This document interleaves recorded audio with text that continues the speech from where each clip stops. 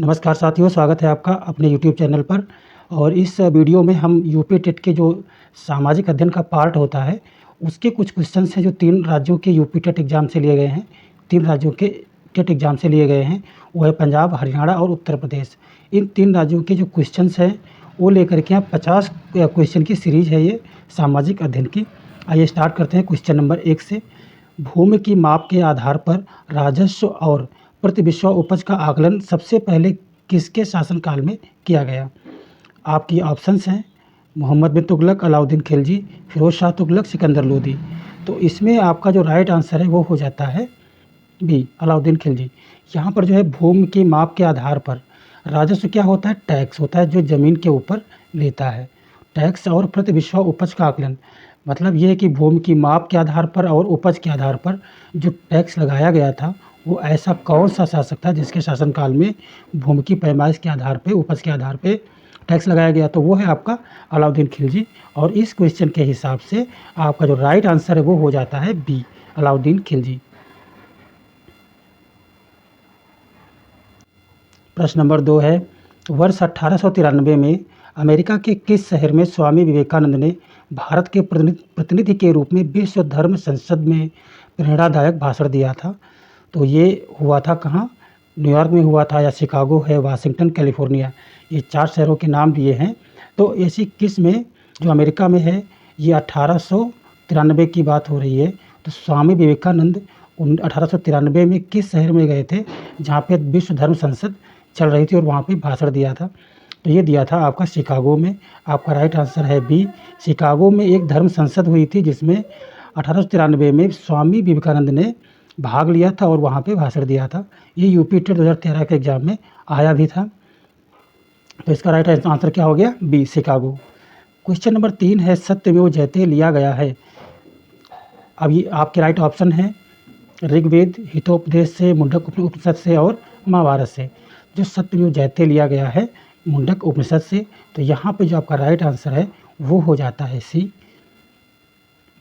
Question number 4 है, सत्यशोधक समाज के संस्थापक थे। अब ये जो सत्यशोधक समाज है इसके संस्थापक कौन से थे? Doctor B R. अम्बेडकर थे, नारायण गुरु, ज्योतिबा फुले और दयानंद सरस्वती। इसमें से आपका जो राइट आंसर है वो हो जाता है सी, ज्योतिबा फुले के द्वारा सत्यशोधक समाज की स्थापना की गई, जिसमें समाज के जो दबे कुचले लोग हैं उनको सुधारने का प्रयास किया गया, उनके हितों की बात की गई।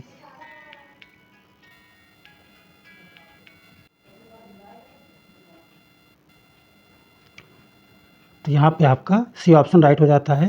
क्वेश्चन नंबर 5 है, गंधार कला पर किस विदेशी कला का प्रभाव था? जी हाँ, जो गंधार कला है उस पर किस विदेशी कला का प्रभाव देखा जाता है? आपकी इस क्वेश्चन के ऑप्शन है 4, मिस्र, चीन, रोमन, यूनानी। ये 4 ऑप्शन हैं और जो आपका राइट ऑप्शन है वो हो जाता है डी, यूनानी। यूनानी कला का गांधार कला पे प्रभाव देखा गया था। क्वेश्चन नंबर 6 है, खजुराहो मंदिर किस राजवंश के राजाओं द्वारा निर्मित किया गया था? तो इसके लिए ऑप्शन 4 हैं, राजपूत वंश के, चोल वंश के, चंदेल वंश के और पल्लव वंश के। जी, खजुराहो जो मंदिर है वो चंदेलों द्वारा बनवाया गया था और इसके लिए जो आपका राइट आंसर है वो हो जाता है सी, खजुराहो मंदिर की जो स्थापना है, जो निर्माण है वो चंदेल वंश के शासकों द्वारा कराया गया। क्वेश्चन नंबर 6 है, इल्तुतमिश किस वंश का शासक था? सैयद वंश है, गुलाम वंश है, खिलजी वंश है और लोदी वंश है। जो इल्तुतमिश है वो गुलाम वंश का शासक था, तो ये आपका बी ऑप्शन राइट हो जाएगा। और ये कुतुबुद्दीन ऐबक के बाद जो है राजा बना था और कुतुबुद्दीन ऐबक का दामाद था ये इल्तुतमिश। क्वेश्चन नंबर 8 है, वेदों की ओर लौटो किसके द्वारा कहा गया? तो ये ऑप्शन है आपके दयानंद सरस्वती, विवेकानंद, रामकृष्ण परमहंस, बाल गंगाधर तिलक। वेदों की ओर लौटो ये दयानंद सरस्वती द्वारा कहा गया था और हाल ही में इनकी भी जयंती भी मनाई गई है।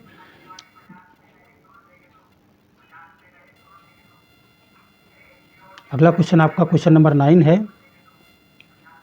लोथल क्या था? आपके ऑप्शन है हड़प्पा सभ्यता का बंदरगाह एवं व्यापारिक केंद्र, हड़प्पा सभ्यता की कृषि तकनीक का केंद्र, हड़प्पा सभ्यता की मूर्तिकला का केंद्र, सिंधु सभ्यता का शिक्षा केंद्र।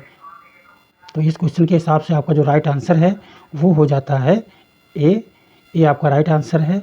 ये हड़प्पा सभ्यता का बंदरगाह एक बंदरगाह था और ये एक व्यापारिक केंद्र था लोथल, जहाँ पर नाव मिली है। ठीक है। क्वेश्चन नंबर 10 है, पंच सिद्धांतिका की रचयिता कौन है? आपके ऑप्शंस हैं आर्यभट्ट, अश्वघोष, ब्रह्मगुप्त और वराहमिहिर। तो यहाँ पर आपका जो राइट आंसर है वो हो जाता है डी, वराहमिहिर। पंच सिद्धांतिका जो है वो वराहमिहिर के द्वारा रची गई थी। क्वेश्चन नंबर 11 है, समुद्रगुप्त के बाद चंद्रगुप्त द्वितीय मगध की गद्दी पर बैठा। उसने शकों को पराजित कर निम्न में से कौन सी उपाधि धारण की? आपके ऑप्शंस है महाराजा चक्रवर्ती, शकारी विक्रमादित्य, महासम्राट। आपका जो राइट आंसर है वो है आपका सी ऑप्शन। और जब समुद्र के बाद जो चंद्रगुप्त द्वितीय बैठे थे गद्दी पर, उन्होंने शकों को पराजित करके शक संवत की स्थापना करी थी और शकारी विक्रमादित्य की उपाधि धारण करी थी उन्होंने। क्वेश्चन नंबर 12 है, खानवा का युद्ध किनके बीच लड़ा गया? खानवा का जो युद्ध हुआ था उसमें किसने किसने लड़ाई करी थी? आपके ऑप्शंस है बाबर और राणा सांगा, बाबर और इब्राहिम लोदी, बाबर और सिकंदर लोदी, बाबर और हयात खां। तो यहाँ पर आपका राइट आंसर है ए, बाबर और राणा सांगा जो है खानवा के युद्ध में इनके बीच में लड़ाई हुई थी। क्वेश्चन नंबर 13 है, नैनीताल झील को स्कंद पुराण में निम्न में से किस नाम से जाना गया है? ये आपका यूपी टेट 2013 में क्वेश्चन आया था। इस क्वेश्चन के लिए आपके ऑप्शंस हैं सप्तऋषि सरोवर, त्रिऋषि सरोवर, अगस्त्य सरोवर और पंचऋषि सरोवर। यहाँ पर जो आपका राइट आंसर है वो हो जाता है सी, अगस्त्य ऋषि सरोवर नैनीताल झील को कहा जाता है स्कंद पुराण में। इतना आपको ध्यान रखना है। क्वेश्चन नंबर 14 है, ऋग्वेद काल में कौन से 3 देवता खासकर प्रमुख थे? आपके ऑप्शंस हैं अग्नि, इंद्र, विष्णु, रुद्र, विष्णु तथा इंद्र, इंद्र, वरुण तथा रुद्र, अग्नि, इंद्र तथा सोम। यहाँ पे जो ऋग्वैदिक काल के देवताओं की बात हो रही है, तो 3 जो देवता प्रमुख थे उनकी बात है। तो इस ऑप्शन में से आपका जो राइट आंसर है वो हो जाता है डी, अग्नि, इंद्र और सोम ऋग्वेद काल में 3 प्रमुख देवताओं का स्थान रखते थे। क्वेश्चन नंबर 15 है, संस्कृत को जिस भाषा परिवार का हिस्सा माना जाता है उसे कहते हैं? सीटेट 2013 में ये एग्जाम में आया था। तो संस्कृत को जिस भाषा का हिस्सा माना जाता है उसे कहते हैं भारत अरब या भारत आर्य या भारत यूरोप या भारत यूनान।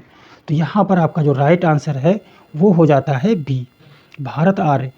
भारत आर्य परिवार की संस्कृत जो है भाषा है।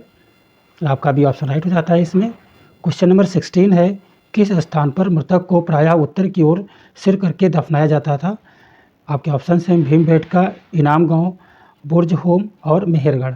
तो यहाँ पर जो आपका राइट आंसर है वो हो जाता है इनाम गांव, बी ऑप्शन राइट है।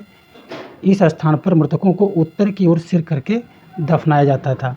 यहाँ पे इनाम गांव आपको याद रखना है। क्वेश्चन नंबर 17 है, बुद्ध द्वारा लालसाओं व इच्छाओं की तृष्णा को निम्नलिखित में से क्या बताया गया है? तीव्र इच्छा, तृष्णा, तन्हा, पिपासा। बुद्ध द्वारा जो लालसाएँ हैं, जो इच्छाएँ हैं, जो उनकी जो तृष्णा है उसको क्या कहा गया है? तो उसको कहा गया है तन्हा। सी ऑप्शन आपका सही है और ये आपको ध्यान रखना है।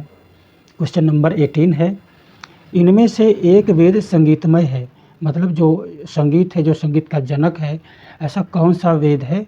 आपके ऑप्शन है यजुर्वेद, सामवेद, ऋग्वेद और अथर्ववेद। यहाँ पे जो आपका राइट आंसर है वो हो जाता है बी, सामवेद।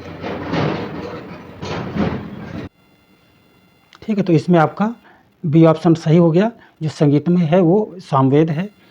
क्वेश्चन नंबर 19 है, दिल्ली के किस सुल्तान ने ब्राह्मणों पर भी जजिया कर लगाया था? तो ब्राह्मणों पर जजिया कर लगाने वाला जो शासक है मोहम्मद बिन तुगलक है या अलाउद्दीन खिलजी है या बलबन है या फिरोज तुगलक है।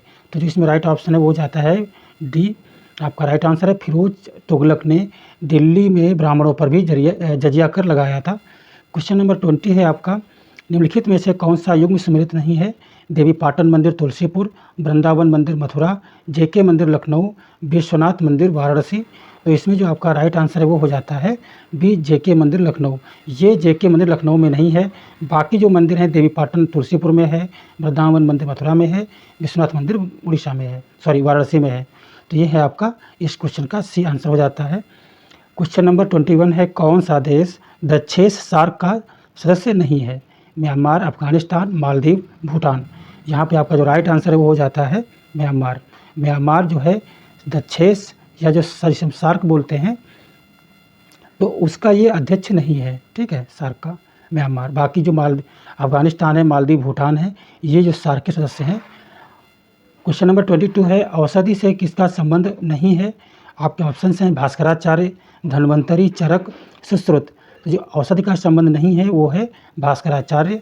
ये ऑप्शन आपका राइट आंसर हो जाता है। औषधि से संबंध इनका नहीं है। बाकी जो धन्वंतरि हैं, चरक हैं, सुश्रुत हैं, तो इनका जो संबंध है औषधि से है, मतलब मेडिकल या चिकित्सा से इनका संबंध है। तो धन्वंतरि, चरक, सुश्रुत का नाम याद करना है कि औषधि से संबंध इनका है। क्वेश्चन नंबर 23 है, मौर्य साम्राज्य का संस्थापक कौन था? यहाँ पे बिंदुसार हैं, चंद्रगुप्त है, पुष्यमित्र हैं और अशोक हैं। तो यहाँ पे जो आपका राइट आंसर है वो जाता है B.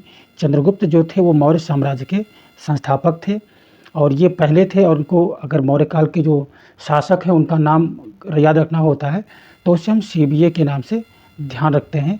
C for Chandragupta, B for Bindusara और A फॉर अशोक। और पुष्यमित्र शुंग ने क्या किया था, जो मौर्य साम्राज्य का जो अंतिम राजा था बृहद्रथ, उसकी हत्या करके शुंग वंश की स्थापना पुष्यमित्र शुंग ने करी थी। तो अपने आप में जो संस्थापक हैं वो चंद्रगुप्त हो जाते हैं। और इस तरीके से आप राजाओं का जो सीरियल है वो याद कर सकते हैं।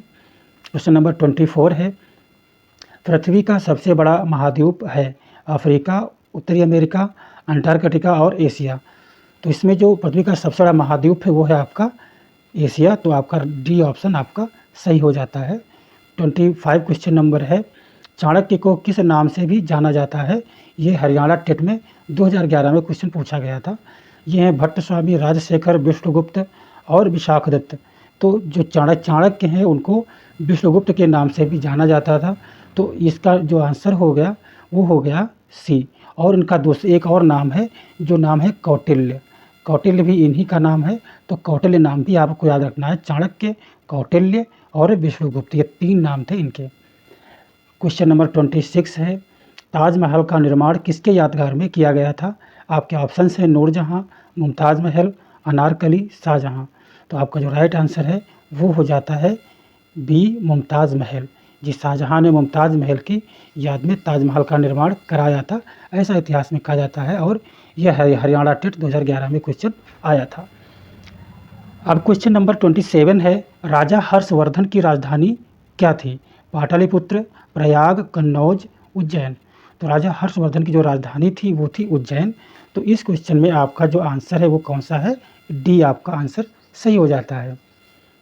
क्वेश्चन नंबर 28 है, सिंधु घाटी सभ्यता की लिपि है? अवचनीय, संस्कृत, फारसी, द्रविड़। अब वो किस भाषा में है ये कोई नहीं जानता। तो जो सिंधु घाटी की सभ्यता की जो लिपि है वो एक है अवाचनीय, मतलब इसे हम पढ़ नहीं सकते। तो यहाँ पे जो आपका राइट आंसर है वो हो जाता है ए। चलिए बढ़ते हैं क्वेश्चन नंबर 29 की तरफ। बाल कल्याण से संबंधित अंतर्राष्ट्रीय संस्था है? आपके ऑप्शन हैं ILO, WHO, यूनिसेफ, FAO। तो यहाँ पे जो आपका राइट आंसर है वो हो जाता है यूनिसेफ। जी, जो यूनिसेफ है वो बाल कल्याण से संबंधित है। और अभी हाल ही में आयुष्मान खुराना को, जी जो जिनका नाम है आयुष्मान खुराना, ये आपके एक एक्टर हैं। तो आयुष्मान खुराना को यूनिसेफ ने अपना ब्रांड एम्बेसडर बनाया है। और यूनिसेफ हमेशा क्या करता है? बाल अधिकारों के लिए पूरे विश्व में काम करता है। और ये संयुक्त राष्ट्र संघ की एक संस्था है। क्वेश्चन नंबर 30 है, वर्तमान में अंकोर वाट स्थित है? तो ये अंकोर वाट है, अंकोर वाट लिख गया है यहाँ पे, थोड़ा सा स्पेलिंग मिस्टेक हो गई है। तो इसके जो ऑप्शन है चीन है, कंपुचिया कंबोडिया है, श्रीलंका है और म्यांमार है। तो आपका जो राइट आंसर है वो हो जाता है बी। जी, अंकोर वाट जो मंदिर है वो कंबोडिया में स्थित है। क्वेश्चन नंबर 31 है, भारत में मध्य युग में किस साम्राज्य ने या किस सम्राट ने कन्नौज पर शासन किया था? तो यहाँ पे जो साम्राज्य का जो वंश है वो मध्य युग में पूछा जा रहा है कन्नौज पर शासन करने के लिए। आपके जो ऑप्शंस हैं वो हैं गुर्जर, प्रतिहार, पाल, चौहान और राठौर। तो इसमें जो आपका राइट आंसर है वो हो जाता है ए, गुर्जर प्रतिहार। और ये भारत में मध्य युग में कन्नौज पर इन्होंने शासन किया था, गुर्जर प्रतिहार, जो एक दक्षिणी साम्राज्य है, दक्कन का साम्राज्य है। क्वेश्चन नंबर 32 है, बृहदेश्वर मंदिर स्थित है? यूपी टेट 2013 में क्वेश्चन आया था। आपके ऑप्शंस हैं उड़ीसा में, दक्कन में, कलिकट में और तंजौर में। तो जो बृहदेश्वर मंदिर है वो स्थित है तंजौर में। आपका जो क्वेश्चन नंबर 33 है वह शाहनामा किसके द्वारा लिखी गई थी? आपके ऑप्शन से उमर खयाम, फिरदौसी, कौंडिल्य और शेख सादी। तो ये शाहनामा लिखा था फिरदौसी ने। तो आपका राइट आंसर कौन सा हो गया? बी। तो शाहनामा लिखा था फिरदौसी ने। क्वेश्चन नंबर 34 है, निम्न में से कौन सुमेलित है? ये है लॉर्ड विलियम, स्थायी बंदोबस्त, लॉर्ड विलियम बेंटिक विलय, Lord William Bentinck, William Bentinck का पूरा नाम है। ये बेंटिक की बात हो रही है, लॉर्ड विलियम की बात हो रही है, यहाँ पे लॉर्ड कैनिंग की बात हो रही है, यहाँ पे लॉर्ड डलहौजी की बात हो रही है। तो इसमें जो सुमेलित है वो है आपका ए, लॉर्ड विलियम जो थे वो स्थायी बंदोबस्त किया था, और जो सती प्रथा का अंत था वो बेंटिक ने किया था। लॉर्ड कैनिंग, लॉर्ड डलहौजी ने सहायक संधि नहीं किया था, इन्होंने हड़प नीति की थी इन्होंने। ठीक है, तो ये कुछ चीज़ें हैं जो सुमेलित इसमें है ए। तो इस क्वेश्चन में जो सुमेलित है वो ए है, हो जाएगा। और डलहौजी ने क्या किया था? हड़प नीति करी थी। ठीक है, और लॉर्ड विलियम बेंटिक जो थे उन्होंने क्या किया? सती प्रथा का अंत किया था। क्वेश्चन नंबर 35 है, सिंधु घाटी सभ्यता की लिपि है अवाचनी। ये क्वेश्चन थोड़ा रिपीटेड हो गया है, तो ये इसमें आपका ए ऑप्शन सही हो जाएगा। क्वेश्चन नंबर 36 है, हड़प्पा के लोग प्रयोग करना नहीं जानते थे, सोने का, लोहे का, चांदी का या कांसे का? तो वो जो है हड़प्पा के लोग जो प्रयोग करना नहीं जानते थे लोहे का। जी, सोना, चांदी, कांसे का जानते थे वो, बट लोहे का उनका प्रयोग नहीं जानते थे वो। क्वेश्चन नंबर 37 है, आर्य समाज की स्थापना किसने की थी? तो आर्य समाज की जो स्थापना है स्वामी दयानंद या स्वामी विवेकानंद या राजा राम मोहन राय या शंकराचार्य। तो इनमें से जो आपका राइट आंसर है वो हो जाता है बी। आर्य समाज की स्थापना किसने किया था? स्वामी दयानंद ने किया था। क्वेश्चन नंबर 38 है, किसकी सलाह पर राज्य मंत्रिपरिषद की नियुक्ति होती है? राज्यपाल की सलाह पर या राष्ट्रपति की या प्रधानमंत्री या उपराष्ट्रपति की सलाह पर? तो ये इसमें आपका जो राइट आंसर है वो है राज्यपाल। राज्यपाल की सलाह पर राज्य की मंत्रिपरिषद की नियुक्ति होती है। एक स्टेट की बात हो रही है, स्टेट में जब राज्यपाल सलाह देता है तभी मंत्रिपरिषद की नियुक्ति होती है। और इस देश में क्या होता है? पीएम देता है, प्रधानमंत्री, सॉरी वो राष्ट्रपति सलाह देता है प्रधानमंत्री को। और मौर्य साम्राज्य का संस्थापक कौन था? तो ये भी कुछ रिपीटेड हो गया है, चंद्रगुप्त मौर्य ने मौर्य साम्राज्य की स्थापना करी थी। क्वेश्चन नंबर 40 है, फायान ने किसके शासनकाल के दौरान भारत का दौरा किया था?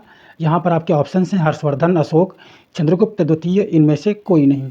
तो यहाँ पे आपका जो राइट आंसर है वो हो जाता है सी, चंद्रगुप्त द्वितीय के काल में फायान भारत आया था और उसने भारत का दौरा किया था उसमें। क्वेश्चन नंबर 42 है, शक काल की शुरुआत कनिष्क ने की थी।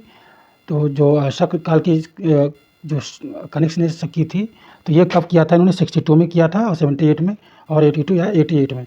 तो इन्होंने किया था 78 में। यहाँ पर आपको थोड़ा सा करेक्ट करना है, जो शक काल की शुरुआत है वो कनिष्क ने करी थी और जो विक्रम संवत है उसकी चंद्रगुप्त द्वितीय ने करी थी। तो मैं पिछले क्वेश्चन में गलत बोल गया था, यहाँ थोड़ा सा करेक्ट कर लेना आप। प्रश्न नंबर 43 है, भारत में प्रथम ब्रिटिश गवर्नर जनरल कौन थे? प्रथम ब्रिटिश गवर्नर जनरल पूछा जा रहा है यहाँ पे, प्रथम ब्रिटिश गवर्नर जनरल। तो लॉर्ड डलहौजी हैं, हेस्टिंग्स हैं, क्लाइव है या कैनिंग है? जो प्रथम थे वो कौन से थे? Hastings. Hastings British governor general थे प्रथम वाले, इनका ध्यान आपको रखना है। क्वेश्चन नंबर 44 है, किस क्षेत्र में अंग्रेज आक्रमण के कारण सिपाही विद्रोह हुआ था? तो वो हुआ था अवध में, बंगाल में, मैसूर में या दिल्ली में? तो अंग्रेज आक्रमण के कारण सिपाही विद्रोह हुआ था अवध में। क्वेश्चन नंबर 45 है, स्वतंत्र होने पर भारत एक रियासत बन गया। स्वतंत्र होने पर भारत एक रियासत बन गया था, रियासत का दर्जा किस वर्ष खत्म हुआ था? तो यहाँ पर आपके ऑप्शन है 1947, 1948, 1949, 1950। तो यहाँ पर आपका जो राइट आंसर है वो हो जाता है डी। क्वेश्चन नंबर 46 है, चावल का कृषिगत उत्पादन कहाँ हुआ था? आपके ऑप्शन हैं अंटार्कटिका, अमेरिका, दक्षिणी एशिया और यूरोप। तो इस क्वेश्चन में जो आपका राइट आंसर है वो हो जाता है सी। जी, कृषिगत जो चावल का जो उत्पादन है वो दक्षिणी एशिया में माना जाता है। और क्वेश्चन नंबर 47 है, भारत एक बड़ा देश है, यह पृथ्वी का कितना प्रतिशत भाग घेरता है? तो आपका ऑप्शन है 1.5, 4.4, 3.4, 2.4। तो यहाँ पर जो आपका राइट आंसर है वो हो जाता है डी, 2.4 है भाग भारत पृथ्वी का घेरता है। तो यहाँ पे आपका ऑप्शन डी सही हो जाता है। क्वेश्चन नंबर 44 है, महासागर से छोटा बृहद लवणीय जलाशय कहलाता है। अगर कोई महासागर में छोटा बृहद जलाशय है उसे हम क्या कहते हैं? झील कहते हैं, द्वीप कहते हैं, सागर या नदी कहते हैं। तो इसमें आपका जो राइट आंसर है वो हो जाता है सी। महासागर में छोटा बृहद लवणीय जलाशय जो होता है उसे हम क्या कहते हैं? सागर कहते हैं। क्वेश्चन नंबर 49 है, पृथ्वी के पर्यावरण पर सर्वाधिक प्रभाव होता है परमाणु विस्फोटकों से, मानवीय क्रियाकलापों से, रासायनिक प्रदूषण से या सौर विकिरण से। तो यहाँ पर जो आपका राइट आंसर है वो हो जाता है सी। जो पृथ्वी का पर्यावरण है इस पर सर्वाधिक जो प्रभाव है वो होता है मानवीय क्रियाकलापों का। ठीक है। क्वेश्चन नंबर 50 है, हाल ही में ग्लेशियरों पर काफ़ी विवाद रहा है। भय है कि ग्लेशियर घट रहे हैं या वर्धमान हैं या गहराते जा रहे हैं या सौर विकिरण इनका हो रहा है। तो याद रखो ग्लोबल वार्मिंग की वजह से ये जो ग्लेशियर हैं वो घट रहे हैं। तो यहाँ पर जो आपका राइट आंसर है वो हो जाता है ए। और इसी के साथ में ये वीडियो ख़त्म होता है। मिलते हैं अगले वीडियो में नए क्वेश्चन के साथ में। तब तक आप इस वीडियो को लाइक करते हैं तो इसको शेयर कीजिए, सब्सक्राइब कीजिए। ठीक है। तब तक अगले वीडियो के लिए वंदे मातरम, जय हिंद।